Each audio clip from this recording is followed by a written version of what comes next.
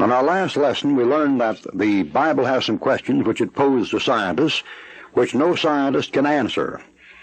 And in the monologue that follows, where the Lord is talking to Job without getting an answer one way or another from Job, in Job chapter 38 and Job chapter 39, the Lord calls Job's attention to the marvels that go on in the natural creation, whose creator was God. Notice in these passages, in Job chapter 38 and 39, Job is asked questions about the goats, the hinds, the wild asses, the unicorn, the peacock, the ostrich, the horse, the grasshopper, the hawk, the eagle, the lion, the raven, and finally behemoth and leviathan, which clearly picture, incidentally, the Antichrist and the devil.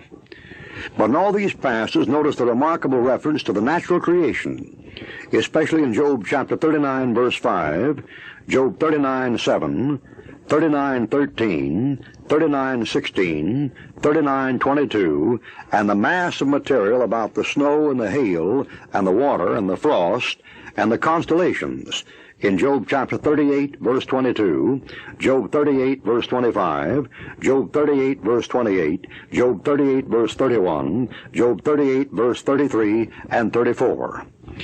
The great enemy of these biblical truths turned out to be the teacher of evolution, Charles Darwin, who picked up what he knew from Charlie Lyell and some other deluded souls. And these fellows developed and thrusted upon the educated world the famous theory of evolution, which is a mad of pipe dreams you ever found at Disneyland circus. The evidences we have listed, so-called vestigial structures, comparative anatomy, biochemistry, embryology, taxonomy, and geographic distribution. And of these things it may be said briefly, and will be as brief as possible, because in a Bible study in the book of Job, we don't have time to refute thoroughly the theory of evolution, which has been refuted so many times. It's a wonder there's anybody left in America or Europe that even believe in it. But the truth of the matter is the vestigial organs all have uses that have been found, or at least it cannot be proved they do not have uses. The matter of comparative anatomy, of course, is a joke. Many of the skulls they found turn out to be skulls of people in the last 200 years. Some of them turn out to be sure enough hoaxes.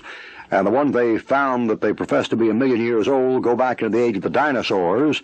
And up until 10 years ago, it was a no-no to have men running around with dinosaurs. Science always changes its facts to meet the contemporary situation.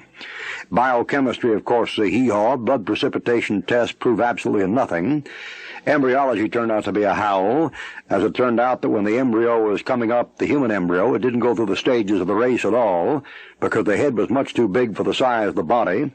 What they took to be gill slits in the unborn child turned out to be merely folds in the skin, and on and on and on.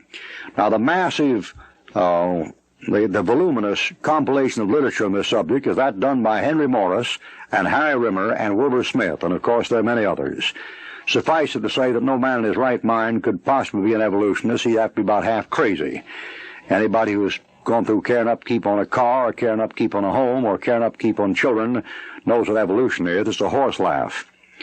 The idea of taxonomy proving something is a little bit too much, because after all, the classification of the fossils and things they find, they arrange from the simple to complex to try to prove the theory, and they grouped according to what they call, quote, fundamental similarities, which simply means